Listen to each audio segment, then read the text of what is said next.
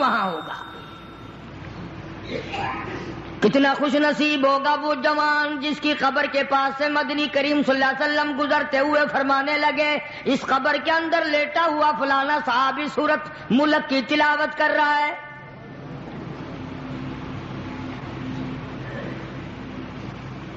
امام الانبیاء محبوب کبریا حضرت محمد مصطفیٰ صلی اللہ تعالی علیہ وسلم خچر پہ سوار ہیں، دو قبروں کے پاس سے خچر گزرنے لگا تو بدک گیا۔ آپ وہیں پر اتر گئے، ان قبروں کے پاس کھڑے ہو کر آپ نے دعا فرمائی، کسی درخت کی شاخ ٹہنی منگا کر اس کے دو ٹکڑے کر کے دونوں قبروں کے اوپر ایک ایک ٹہنی گاڑ دی۔ صحابہ کرام کو خطاب کر کے ارشاد فرمایا محمد عربی صلی اللہ تعالی علیہ وسلم نے او لوگوں ان دونوں قبر والوں کو بڑا سخت عذاب ہو رہا تھا، آپ نے یہ بھی فرما دیا اس ایک قبر والے کو عذاب جو سخت میں نے دیکھا، میرا خچر بھی بدک گیا، اس کو پیشاب کی چھینٹوں سے نہ بچنے کی وجہ سے بڑا سخت عذاب ہو رہا ہے۔ آج لوگ جو نماز نہیں پڑھتے وہ کہتے ہیں چلو میرے کل کون سے کپڑے پلیت ہوں گے، پیشاب کیا اور یوں ہی کھڑا ہو گیا، نہ استنجا خشک کرتے ہیں نہ پانی سے استنجا کرتے ہیں، کئی بدبخت کھڑے کھڑے پیشاب کرتے ہیں۔ تو آقا مدنی حضرت محمد الرسول اللہ صلی اللہ تعالی علیہ وسلم نے فرمایا، صحابہ کرام کے سامنے فرمایا، اس دنیا میں فرمایا، اپنی حیاتی میں ہی فرمایا، لوگوں پیشاب کی چھینٹوں سے بچنے کی کوشش کیا کرو، اس قبر والے کو بڑا سخت عذاب پیشاب کی چھینٹوں سے نہ بچنے کی وجہ سے ہو رہا ہے۔ جس طرح بیٹھ کے پیشاب کرو، ہوا کے رخ پہ نہ بیٹھو کہ چھینٹے اڑ کے نہ آئیں، نرم زمین پہ پیشاب کرو چھینٹے اڑ کر پیروں پہ نہ پڑیں، ایسی جگہ ڈھلوان کی طرح پیشاب کرو جہاں دور جا کے چھینٹے پڑیں۔ لوگ اس کو گناہ نہیں مانتے، اور خصوصاً جو انگریز کے چیلے ہیں وہ تو گناہ ہی نہیں سمجھتے۔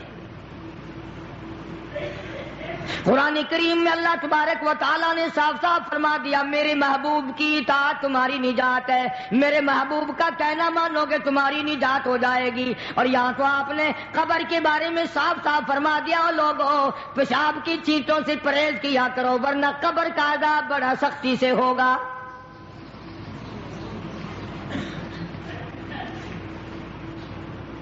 لوگ احتیاط نہیں کرتے، ان چیزوں کے بارے میں سوچتے نہیں۔ آج کل پکی جگہ بن گئی، فلش بن گئے، وہاں بھی اس بات کا خاص خیال رکھو کہ پیروں پہ، وہ کہتے ہیں چلو جی کپڑے تو بچیں، پیروں پہ لگ گئے تو کیا ہے، یہ قبر کا عذاب پیروں سے لے کر سر تک جہاں بھی پیشاب کی چھینٹیں لگیں گی اسی کی وجہ سے شدید عذاب میں مبتلا ہوگا۔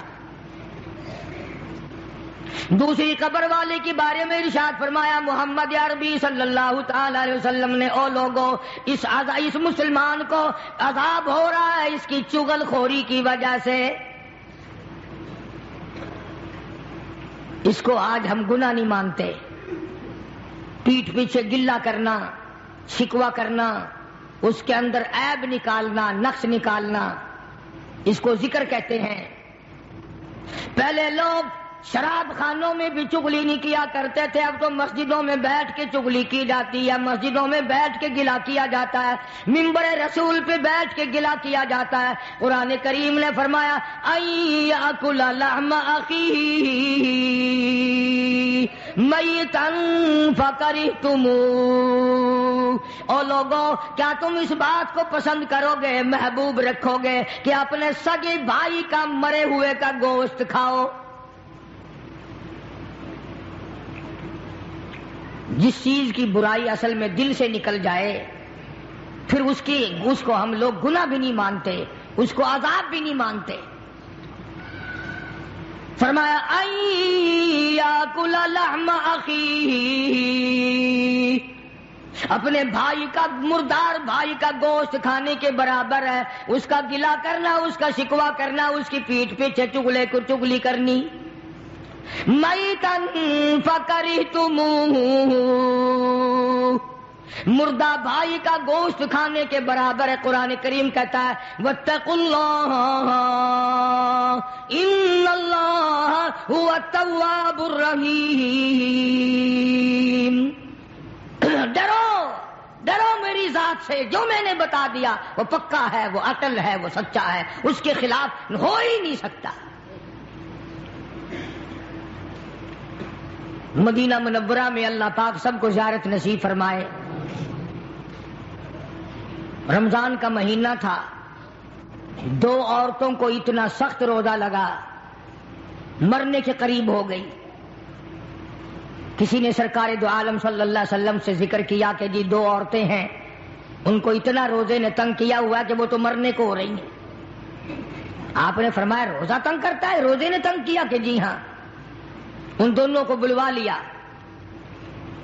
نبی کا مزاج امت کو سمجھانے کا تھا نا، میری امت بچ جائے، عذاب سے بچ جائے۔ ان دونوں عورتوں سے کہا کہ یہ پیالہ لے لو اور اس میں قے کرو، اس میں اپنے حلق میں انگلی مار کے الٹی کرو۔ انہوں نے کہا جی کیا نکلے گا، ہمیں تو بھوک نے بڑا تنگ کیا ہوا ہے۔ فرمایا جیسے میں کہتا ہوں ویسے تم کرو تو صحیح۔ انہوں نے انگلی ماری، جب قے کی تو پیالے میں گوشت کے ٹکڑے اور تازہ خون آیا۔ اب صحابہ کرام سے حضور کریم صلی اللہ علیہ وسلم نے خطاب کر کے فرمایا کہ وہ جو قرآن ہے نا ان یاکل لحم اخیہ میتا فکرہتموہ، انہوں نے چغلی کی ہے، اور وہ بھائی کا جو گوشت، مردار کا گوشت کھانے کا جو قرآن میں آیا ہے وہی ان کے منہ سے اب یہ تازہ لہو اور گوشت نکلا ہے۔ ان کو روزہ اسی لیے تو زیادہ لگا۔ عموماً پرہیزگار متقی لوگ جو سارا دن رمضان میں قرآن کریم کی تلاوت کرتے ہیں، اللہ اللہ کرتے ہیں، عبادت کرتے ہیں، درود شریف پڑھتے ہیں، یقین کرو ان کو روزہ کچھ کہتا ہی نہیں۔ جو واہی تباہی بکواس خرافات ان کو اتنا تنگ کر دیتا ہے، وہ ہر روز سوچتے ہیں کہ کل کو نہیں رکھوں گا۔ تو 2 صحابی 2 مسلمانوں کی قبر پہ کھڑے ہو کر حضور کریم صلی اللہ علیہ وسلم نے فرما دیا کہ اس ایک قبر والے کو جو عذاب ہو رہا ہے یہ پیشاب کی چھینٹوں سے نہ بچنے کی وجہ سے ہو رہا ہے، اور دوسرے کو چغل خوری کی وجہ سے ہو رہا ہے۔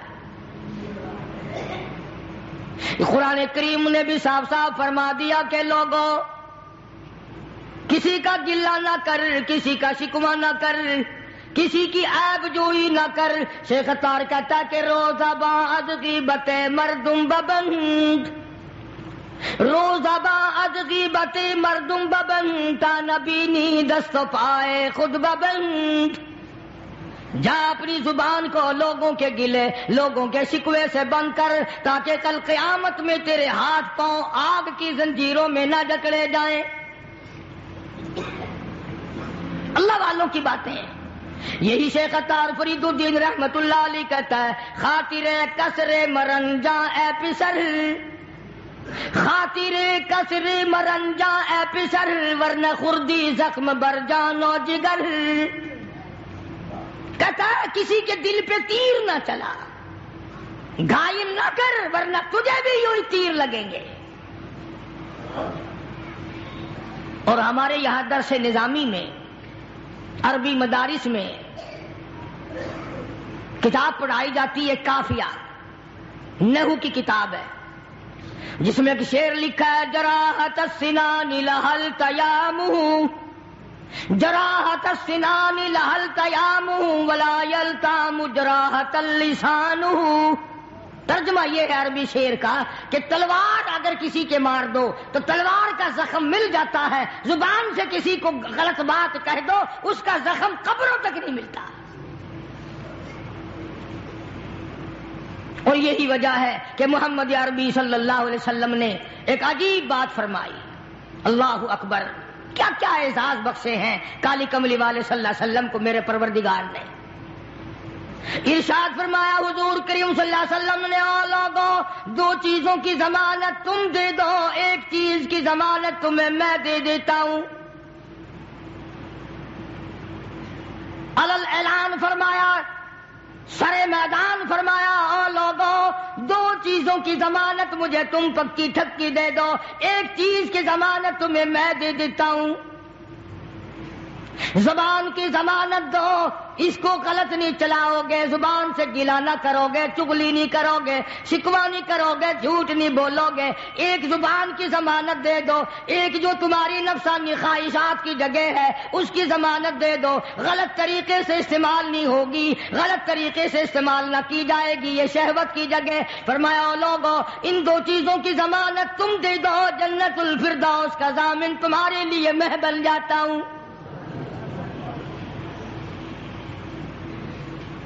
میری ضمانت ہے، میں تمہیں جنت لے کے دوں گا۔ آج انہی دونوں چیزوں نے ہمیں مار دیا۔ گھر میں کیسی خوبصورت بیوی ہو لیکن چوڑی جو کوڑا اٹھانے صفائی کرنے بھنگن آتی ہے اس کی طرف گھور گھور کے دیکھتا ہے۔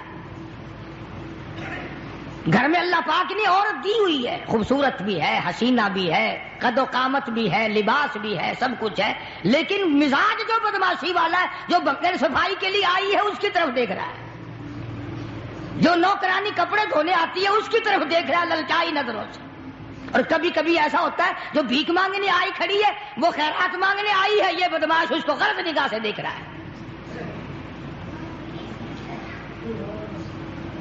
کبھی مسلمان ایسے ہوا کرتے تھے۔ سیدنا فاروق اعظم سبکید رضی اللہ تعالی عنہ، خلیفہ ثانی کی حکومت کا دور ہے، مصر کے کرنل نے فاروق اعظم کو خط لکھا، میرے علاقے کے عیسائیوں نے بہت بڑی سازش کی ہے، سینکڑوں کی تعداد میں بڑی بڑی خوبصورت لڑکیاں جمع کی ہیں، لڑکیاں اکٹھی کی ہیں اور کوٹھی پہ چڑھا کر کے گانے بجانے کا پروگرام بنایا ہے، ڈانس کا پروگرام بنایا ہے، ناچ کا انتظام کیا ہے، اور فوج وہاں سے گزرے گی، لشکر مسلمانوں کا وہاں سے گزرے گا۔ عیسائیوں نے یہ سارے کا سارا اسی لیے جال بچایا ہے، مسلمانوں کے دلوں میں فرق آئے، بے ایمانی آئے، بدماشی آئے، اور گزرنے کا راستہ کوئی نہیں، لشکر کہاں سے گزاروں، میری رہنمائی فرماؤ، مجھے حکم دو میں کیا کروں۔ سبحان اللہ، فاروق اعظم رضی اللہ تعالی عنہ نے یہ نہیں فرمایا کہ کوئی اور راستہ تلاش کرو، یا ان عیسائیوں کو پکڑ کے مارو، یا ان کی لڑکیوں کے وٹے مارو، ان کو وہاں سے دھکا دے دو۔ کیا بات کہی جو آج میری تیری عقل میں آنے والی نہیں، میرے تیرے ذہن میں آنے والی نہیں، میری تیری سمجھ میں آنے والی نہیں۔ جناب فاروق اعظم رضی اللہ تعالیٰ عنہ نے خط لکھ دیا، مصر کے کرنل کو خط لکھا، جنرل کو خط لکھا، فرمایا او اللہ والے کوئی خطرے والی بات نہیں، سارے مسلمانوں کے لشکر کو اکٹھا کر کے، ساری فوج کو اکٹھا کر کے، تمام کے تمام کو اکٹھا کر کے سورت نور کی قرآن کریم کی ایک آیت سنا دے، اس کے بعد سب کو حکم چلنے کا دے دینا۔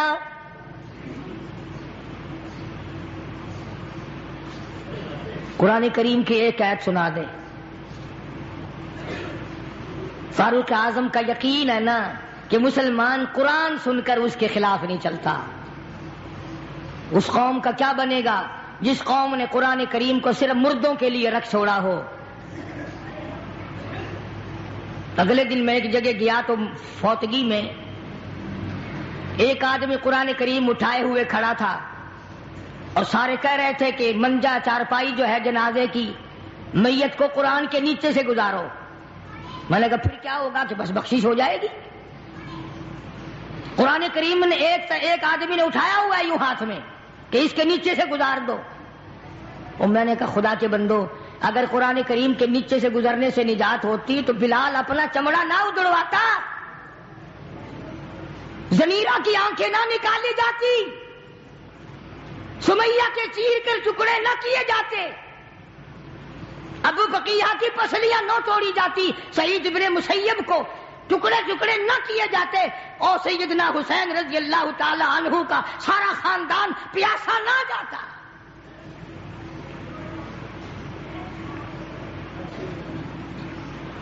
کافی دن ہو گئے، ایک اور جگہ فوتگی میں جنازے کے لیے جانے کا اتفاق ہوا تو سرہانے قرآن کریم رکھا ہوا تھا۔ میت کی چارپائی جو ہے میت کے سرہانے پہ رکھا ہوا جہاں تکیہ رکھا جاتا ہے۔ وہ قرآن کریم نے اعلان کر دیا وَوُضِعَ الْكِتَابُ فَتَرَى الْمُجْرِمِينَ،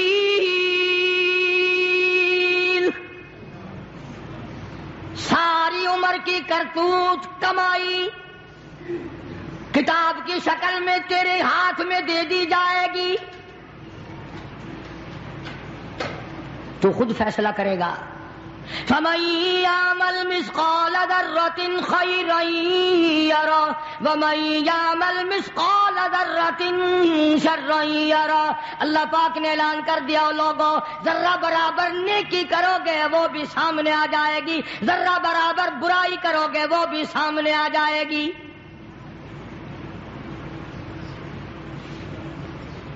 چنانچہ جناب فاروق اعظم رضی اللہ تعالیٰ عنہ نے خط لکھ دیا، ساری فوج کو اکٹھا کر کے، لشکر کو جمع کر کے قرآن کریم کی 2 آیتیں سنا دے اور پھر اسی راستے سے گزار۔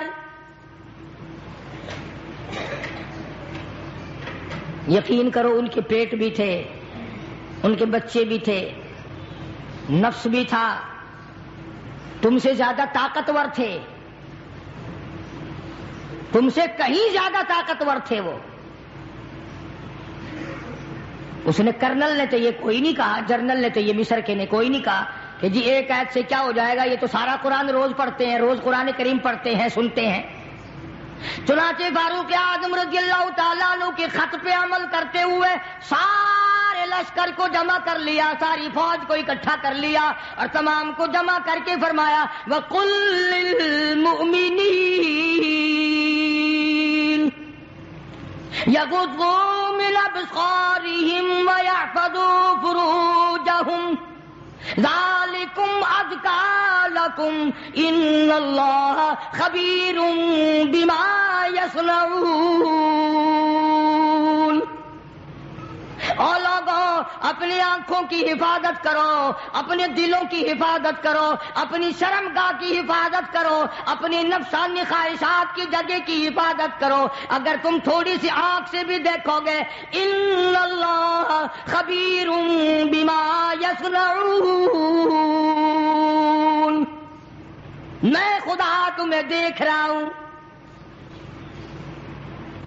مصر کے جرنل نے، مصر کے کرنل نے قرآن کی ایک آیت سنا دی اور اس کے بعد حکم دیا کہ اسی علاقے سے، اسی گلی سے، اسی ٹھکانے سے گزرے جہاں عیسائیوں کی سینکڑوں لڑکیاں بیٹھی ہیں، حسن و جمال کا پیکر جمع ہے، ڈانس ہے، گانا ہے، بجانا ہے۔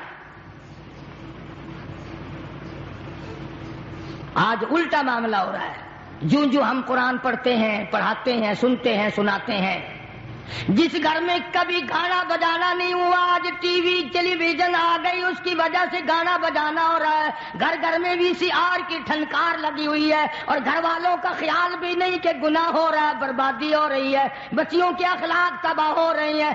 بڑے بڑے حاجی نمازی مولویوں کے گھروں میں VCR آ گئے۔ ایمانداری سے خانے خدا میں بیٹھ کے فیصلہ کرو، ہمیں مرتے وقت ایمان کی رتی کیسے ملے گی؟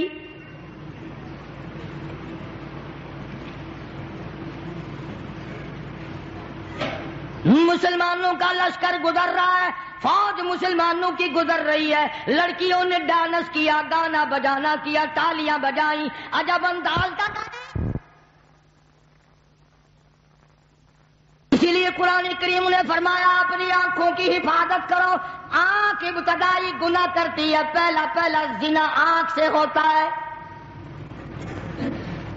جناب امیر عثمان رضی اللہ تعالیٰ عنہ کی خلافت ہے، مجلس لگی ہوئی ہے، ایک آدمی آ کے بیٹھا ہے، حضرت عثمان رضی اللہ تعالیٰ عنہ نے فرمایا لوگ کتنے برے ہو گئے، آنکھ کا زنا کر کے میری مجلس میں آ کے بیٹھتے ہیں۔ آنکھ کا زنا کر کے میری مجلس میں آ کے بیٹھتے ہیں۔ کسی نے فوراً اعتراض کر دیا، وہی آئی ہے آسمان سے، تمہیں کیسے پتا چلا؟ جناب عثمان رضی اللہ تعالیٰ عنہ فرمانے لگے تمہیں کیا معلوم ہے، جب سے میری مجلس میں وہ آدمی آ کے بیٹھا ہے، میری مجلس میں گناہوں کی بدبو مچ گئی۔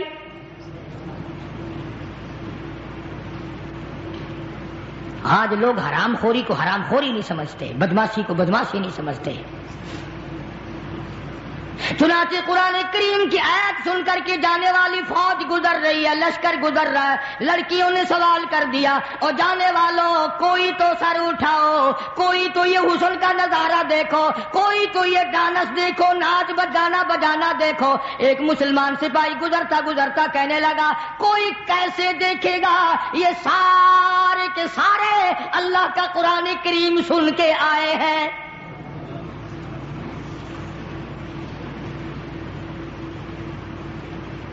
ہم نے تو نہیں کبھی سنا۔ انہوں نے 2 آیتیں سنی، پورے لشکر میں پوری فوج میں ایک آدمی ایسا نہیں جو سر اٹھا کے دیکھے، جو آنکھ اٹھا کر کے دیکھے۔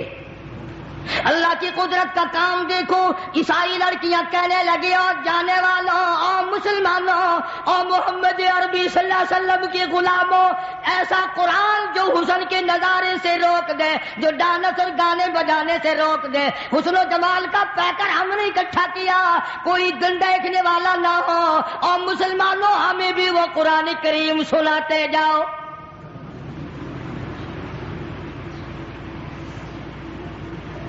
ہمیں بھی وہ قرآن سناتے جاؤ۔ چنانچہ ایک مسلمان سپاہی گزرتا گزرتا جا رہا ہے اور پڑھتا قل للمؤمنین یغضوا من ابصارہم ویحفظوا فروجہم، اور لوگوں اپنی آنکھوں کی حفاظت کرو، اپنی شرمگاہوں کی حفاظت کرو، ان ذالکم ازکی لکم، پرہیزگاری اپناؤ، ان اللہ خبیر بما یصنعون، میں خدا تمہاری آنکھوں کے اشارے بھی دیکھتا ہوں۔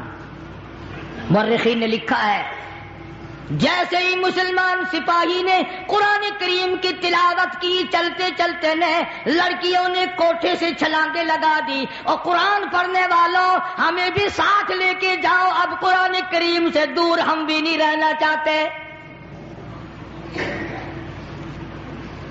ساری مسلمان بن گئی، توبہ کر لی، استغفار کیا۔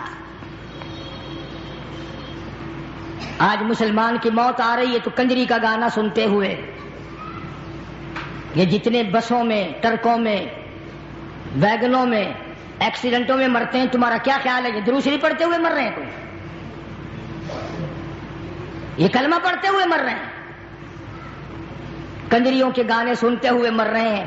جنازہ گزر رہا ہے تو رستے میں بھی گانے ہی بجانے کی آواز آ رہی ہے، حتیٰ کہ قبر میں دفن کر رہے ہیں، مٹی پڑ رہی ہے، گانے کی آواز پھر بھی آ رہی ہے۔ قبرستان کے چاروں طرف گانا بجانا، بازاروں میں چاروں طرف گانا بجانا، گھر گھر میں گانا بجانا، اور بدماشی پھر کس بلا کا نام ہے؟ بے غیرتی، کمینہ پن کس بات کا نام ہے؟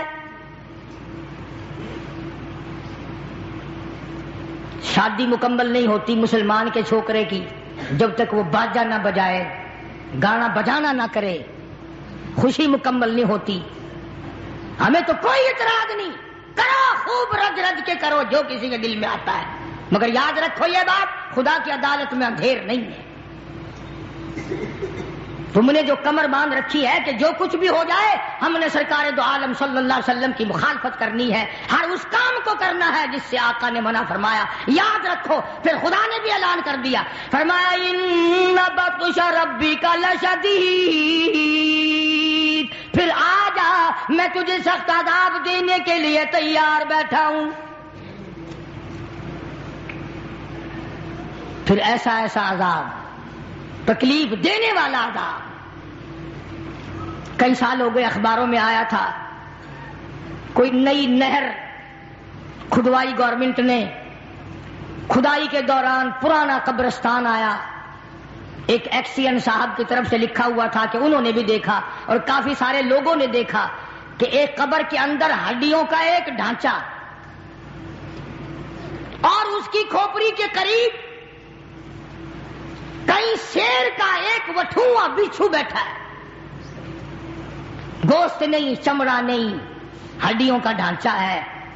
تو لکھا تھا کہ جب وہ ڈنک مارتا تھا کھوپڑی میں، پیروں کی طرف سے بالکل سیدھا کھڑا ہو جاتا تھا۔ کوئی ٹھکانہ عذاب الہی کا. جتنا وہ کریم ہے، جتنا وہ رحیم ہے، جتنا وہ ستار و غفار ہے، جب اس کی بے نیازی پہ آئے تو قہار و جبار بھی ہے. آج ہمارے گھروں سے سکون نکل گیا، اطمینان چلا گیا، خیر و برکت رخصت ہو گئی. اللہ اللہ ہمارے گھروں میں نہیں رہی. عورتیں نماز نہیں پڑھتی، مرد نماز نہیں پڑھتے، قرآن کریم کی تلاوت کرنے والا کوئی نہیں. بتاؤ یہ گھر ہے مسلمان کا گھر ہے یا کراڑ کی منڈی ہے؟ بس وہ طریقہ تجھے بتا دیا ملا نے کہ مرنے کے بعد 1 گھنٹہ قرآن کریم پڑھوا لینا، 80 سال کی نمازیں ختم، 80 سال کے روزے معاف ہو جائیں گے، 80 سال کی بدماشی معاف ہو جائے گی، جوا تاش سارا معاف ہو جائے گا. چٹی داڑھی، بڑھے پایا ہوا، قبر میں پاؤں لٹک رہے، اب بھی تاش کھیل رہے ہیں. ابو داؤد شریف میں حدیث پاک ہے، ارشاد فرمایا محمد عربی صلی اللہ تعالی علیہ وسلم نے، لوگوں جو آدمی تاش کھیلتا ہے ایسا سمجھو جتنی دیر تک تاش کھیلتا رہا جیسا کہ سور کے لہو میں ہاتھ ڈبوئے بیٹھا ہے. اور اتنی سختی تو محمد عربی صلی اللہ علیہ وسلم نے کہیں بھی نہیں فرمائی کہ جوا کھیلنے والا، تاش کھیلنے والا سلام کرے تو اس کے سلام کا جواب نہ دو. اگر سلام کرے اس کے سلام کا جواب نہ دو. یہاں ساری رات کھپ جاتی ہے. بچپن سے عادت پڑتی ہے غلط چیزوں کی، نہ ماں باپ ٹوکتے ہیں، نہ کوئی اور طرح کی باتیں کرتا ہے. بہرحال دین کسی کا محتاج نہیں، قرآن کسی کا محتاج نہیں، اللہ کا دربار کسی کا محتاج نہیں. جو کرو گے تمہارے پلے باندھ دیا جائے گا، جو نہیں کرو گے وہ تمہیں نہیں ملے گا. لاکھ ملا کوشش کرے جب تک تیرا اپنا عمل صحیح نہیں، نجات ممکن نہیں. تم نے سہارا بنا لیا ہے. کوئی کہتا ہے میت کو قرآن کے نیچے سے گزار دو، کوئی کہتا ہے قرآن کو سرہانے رکھ دو کافی ہے. آؤ تم کہو گے تو صحیح، مگر سن جاؤ قاری حنیف سے مدنی کریم صلی اللہ علیہ وسلم کی حدیث پاک. نبی کا غلام ہے، نبی صلی اللہ علیہ وسلم کا غلام ہے.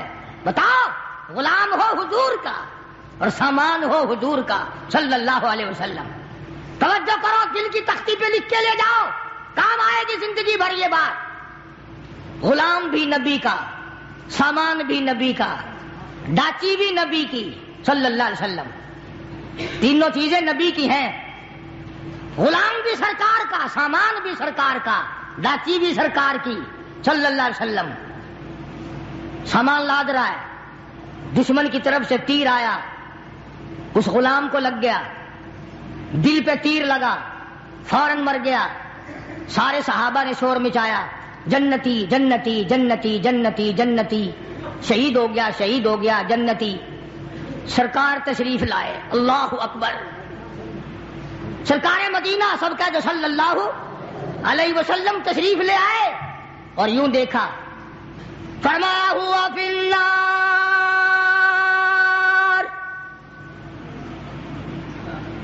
اور لوگوں میں محمد الرسول اللہ صلی اللہ علیہ وسلم کی آنکھ دیکھ رہی ہے، آگ میں چلا گیا. کمال ہے، غلام بھی نبی کا، سامان بھی نبی کا، ڈاچی بھی نبی کی، اور لاتا ہوا تیر کھا کے مر گیا، اب بھی شہید نہیں.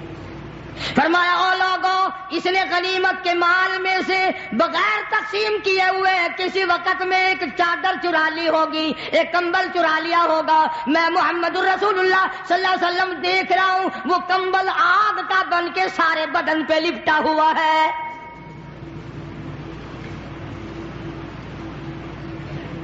یہ یوں ہی تو نہیں مسجد میں سے جتی اٹھا کر لے جاتے ہیں، چلو جی جتی لگ گئی ہے، پتا چلے گا. قبر آنے تو دے، موت آنے تو دے.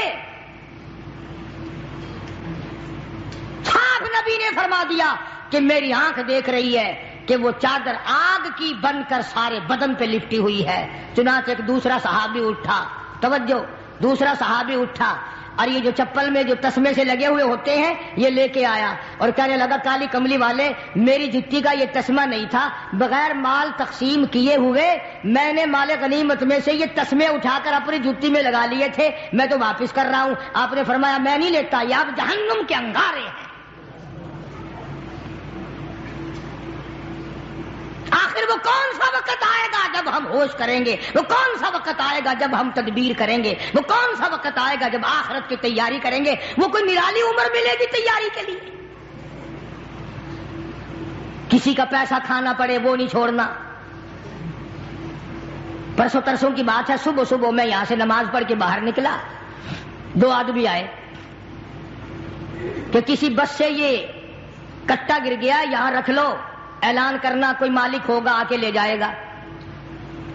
اب ہم لوگ تو ڈرتے بھی ہیں نا بھئی کسی کی نہ جانے کیسی چیز ہو کیا. میں نے 2 آدمی تھے، اس وقت تک انہوں نے دیکھا نہیں تھا اس میں ہے کیا. میں نے کہہ دیا، میں نے کہا اس میں ہے کیا. اس نے جو کھول کے دیکھا نا اس میں تھی سائیکل کی ٹوپیں. فوراً بے ایمان ہو گیا، کہنے لگا چلو منڈی والی مسجد اعلان کراویں گے. کٹا ملا سڑک پہ اور اعلان کرائے گا منڈی کی مسجد میں.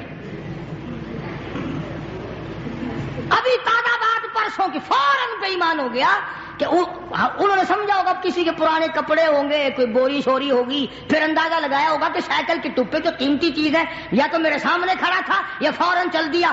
آول جلو منڈی مسیت والی، اور منڈی والی مسیت وڈی ہے، اتنے اعلان کروے سو. آگے مومن دا پتر بڑا بڑا ہی دیکھن سار بے ایمان تھی گیا. اچھا بھلا کیا عمر لنگ جائے گی، کسی کے 10 روپے 20 روپے 100 روپے، کسی کی جوتی، کسی کا چادر، کسی کا سائیکل، یہ جو اٹھا لیتے ہیں کیا سمجھتے ہیں ہم بڑے کامیاب ہیں. خدا کی قسم موت کے وقت وہ تلخی منہ میں آئے گی جو لاکھوں برس نہیں جائے گی. حضرت عیسیٰ علیہ الصلوۃ والسلام کا معجزہ قرآن نقل کرتا ہے، احیی الموتیٰ باذن اللہ. حضرت عیسیٰ علیہ السلام اللہ کے نبی کو اللہ نے یہ معجزہ دیا تھا کہ مردے کو زندہ کر دیتے تھے. تو قوم نے اعتراض کیا، نوے مردے زندہ کر دیتا ہے، کوئی پرانا مردہ زندہ کر کے دکھا. عیسیٰ علیہ السلام نے فرمایا چلو تم پرانی سے پرانی قبر پہ مجھے لے چلو.